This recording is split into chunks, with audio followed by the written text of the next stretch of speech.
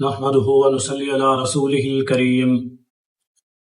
اما بعد فاعوذ بالله من الشيطان الرجيم بسم الله الرحمن الرحيم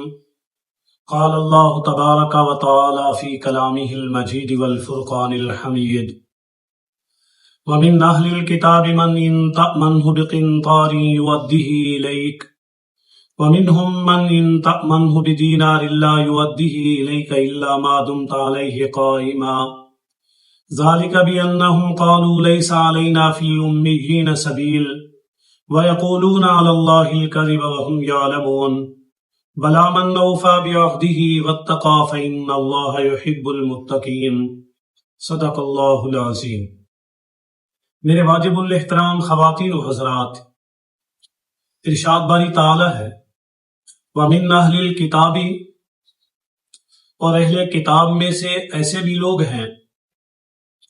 مَنْ إِنْ تَأْمَنْهُ بِقِنْطَارٍ يُؤَدِّهِ إِلَيْكَ، اگر آپ ان کے پاس امانت رکھوا دے بہت زیادہ مال، وہ آپ کو ادا کر دیں گے، آپ کی طرف دوبارہ وہ امانت لوٹا دیں گے۔ وَمِنْهُمْ مَنْ إِنْ تَأْمَنْهُ، اور ان اہل کتاب میں سے بعض وہ بھی لوگ ہیں من ان تأمنه بدینار لا یؤدیہ الیک الا ما دمت علیہ قائما، اگر آپ ان کے پاس ایک دینار بھی امانت رکھوائیں وہ آپ کو ادا نہیں کریں گے مگر آپ ان کے سر پر کھڑے ہو جائیں۔ ذالک بأنہم قالوا لیس علینا فی الامیین سبیل، اور یہ بھی ساتھ کہ یہ لوگ کہتے ہیں، ان لوگوں کا یہ دعویٰ ہے، بے شک ان لوگوں نے یہ نظریہ بنا لیا ہے، نہیں ہے ہمارے اوپر کوئی وبال ان ان پڑھ لوگوں کا کسی بھی طریقے سے۔ وَيَقُولُونَ عَلَى اللَّهِ الْكَذِبَ وَهُمْ يَعْلَمُونَ، اور یہ لوگ جو کہتے ہیں اللہ تعالیٰ پر جھوٹ باندھتے ہیں، جھوٹ بولتے ہیں، اور وہ جانتے بھی ہیں۔ اس آیت کے اندر اللہ رب العالمین اہل کتاب کا تذکرہ فرما رہے ہیں۔ اہل کتاب کے بارے میں مختلف چیزیں، ان کی مختلف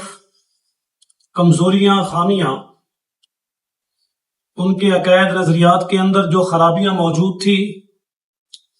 ان میں سے بعض کو بیان کیا گیا، اور فرمایا ان میں سے ایک یہ بھی ہے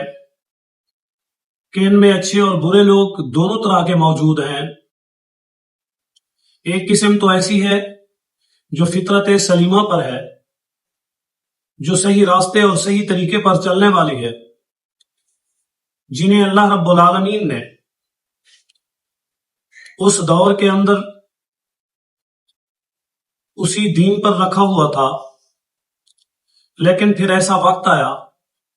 کہ فطرت سلیمہ ہونے کے ساتھ اللہ تعالیٰ نے انہیں ہدایت بھی عطا کر دی، جیسا کہ حضرت عبداللہ بن سلام رضی اللہ تعالی عنہ فرمایا اگر ان کے پاس بہت زیادہ مال رکھا جائے وہ تب بھی اسے لوٹا دیں گے، چاہے کوئی گواہ ہو یا نہ ہو، چاہے کوئی دیکھنے والا ہو یا نہ ہو،